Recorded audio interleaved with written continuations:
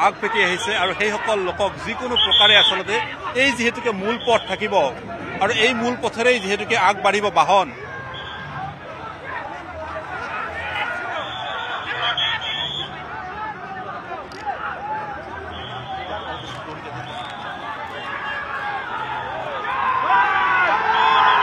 এক প্ৰকাৰ ক'ব পাৰি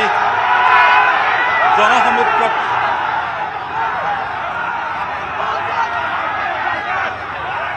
আৰক্ষী এক প্ৰকাৰ লাঠিচালনা কৰিবলৈ বাধ্য হৈছে আমি দেখুৱাইছো আৰক্ষী এক প্ৰকাৰ লাঠিচালনা কৰিছে দেখুৱাইছো যে এক প্ৰকাৰ উত্তেজিত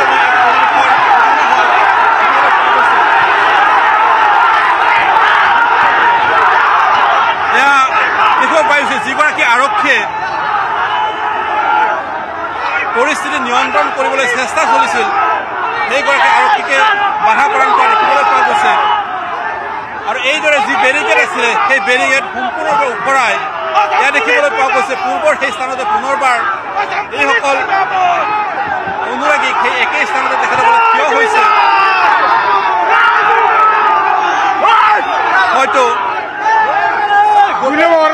ক্ষেত্ৰত হয়তো আৰক্ষীয়ে এই দিশটো পুনৰবাৰ হয়তো পৰ্যালোচনা কৰাৰ প্ৰয়োজনীয়তা আহি পৰিছে কাৰণ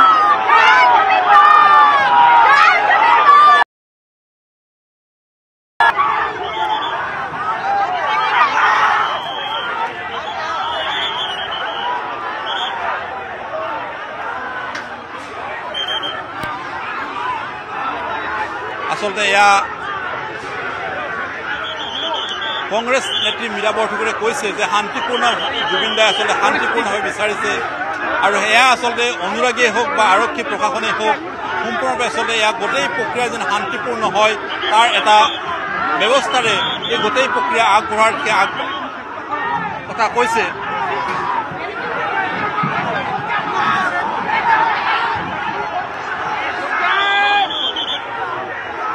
এক প্ৰকাৰ ক'ব পাৰি যে পৰিস্থিতিৰ নিয়ন্ত্ৰণৰ যদি বাহিৰত বুলি ক'লে আচলতে ভুল নহয় কাৰণ যিসকল অনুৰাগীসকলে কোনো কাৰণতে যেন পিছ মুৰুকি যাব বিচৰা নাই তেখেতসকলে বিমানবন্দৰৰ যি মূল VIP যিখন গেট সেই গেটৰ সন্মুখভাগলৈ তেখেতসকলে আগবাঢ়িবলৈ চেষ্টা চলাইছে এক প্ৰকাৰ ক'ব পাৰি যে আৰক্ষী আৰু অনুৰাগীৰ মাজত যেন এতিয়া এখন খণ্ডযুদ্ধৰে সৃষ্টি হোৱা দেখিবলৈ পোৱা গৈছে আৰক্ষীয়ে বাৰ বাৰ